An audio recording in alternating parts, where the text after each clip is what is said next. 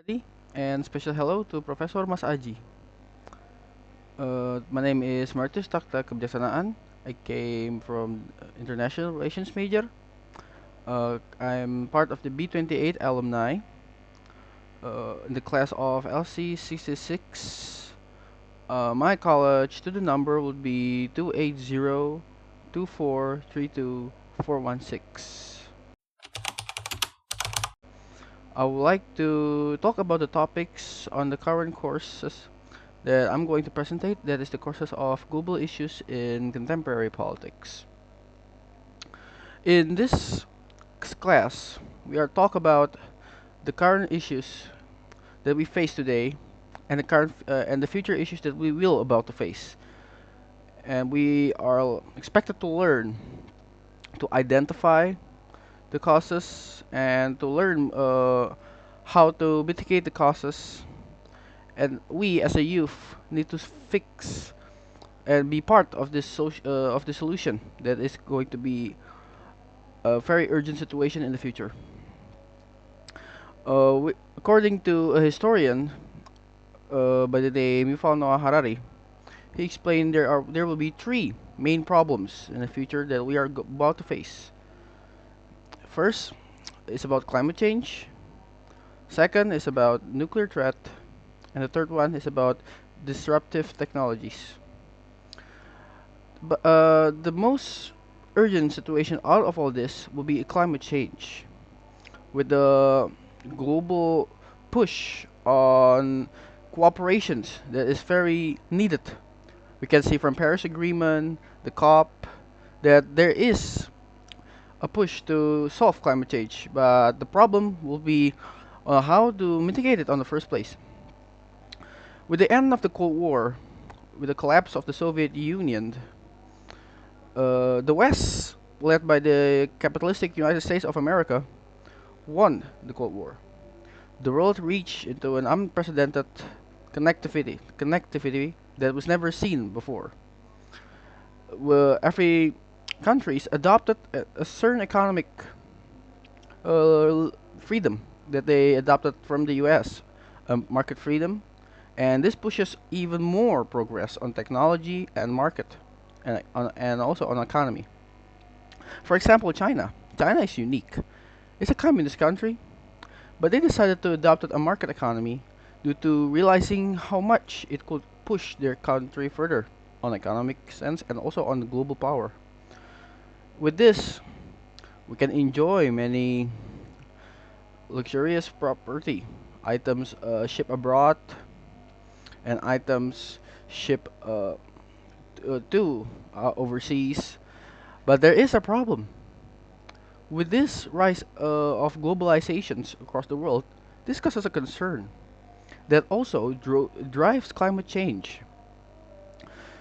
With the rising, the hyper consumerism that is drove by this push of globalization, this push of economic prosperity, the consequences will be every country only pushes for privatization.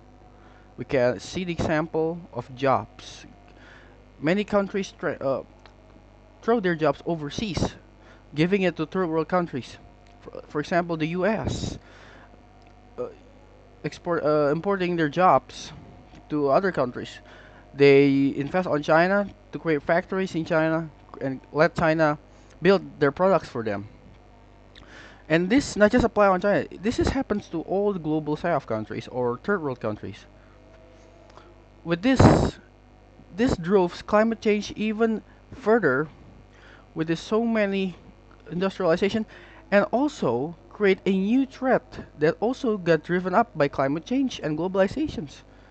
That is the threat of nationalism. This is the theories that we learn, and that is very we learn and very much focus on. That is regarding even Yuvals realized it, the need of a new post-liberalism world order. The theory of nationalism got increased with the rising of globalization. Jobs getting threatened domestically. Some countries pushes this threat they try to counter this threat by being reactionary. They became a new theory called populism, in which a leader uses the concern of their people, exploiting it, and gain victories on all elections all over the world. For example, in Hungary, Viktor Orban won the election by using the excuse of protecting protecting their country from globalization by increasing nationalism.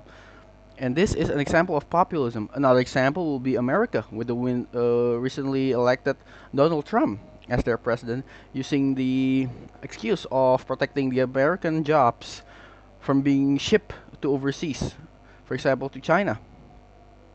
This is not how we supposed to counter climate change. If this continues, how do we supposed to cooperate?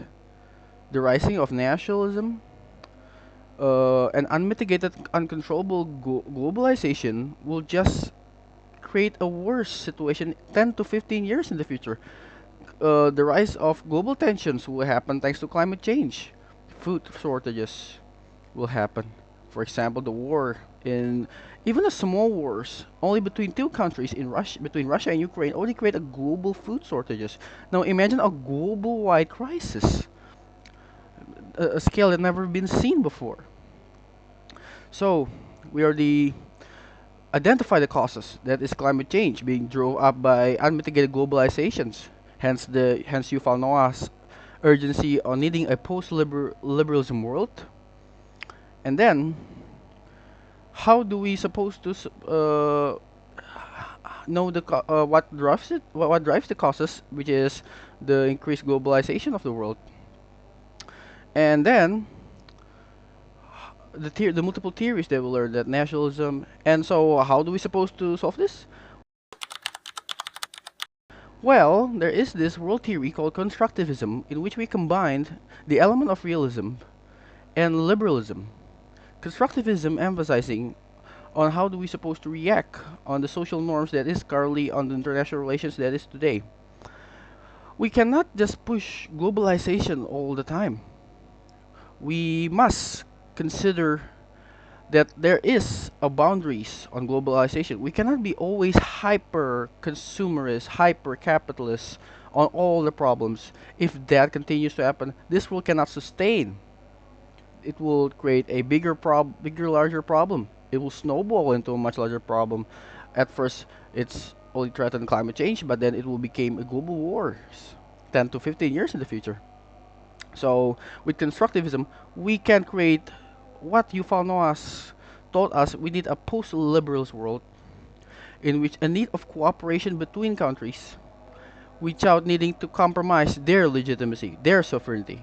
Much of the country's nationalism rising is because they feel threatened by globalization undermining their sovereignty with the threat of a cultural takeover, let's just say that, a cultural war, and also jobs being sent overseas instead of domestic jobs being protected.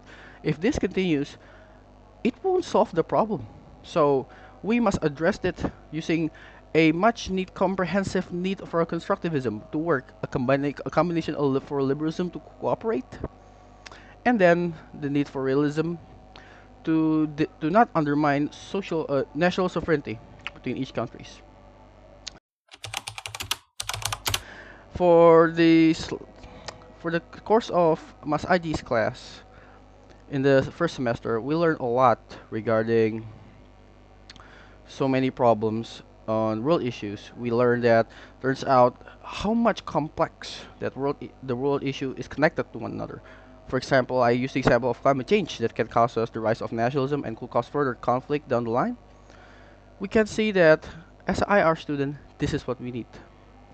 And a much clear view that is not just view one dimensional, but for multiple dimensions on multiple perspective on each problem. And by this, we can solve the world issue that we are currently facing in the future. And climate change is the most urgent issue.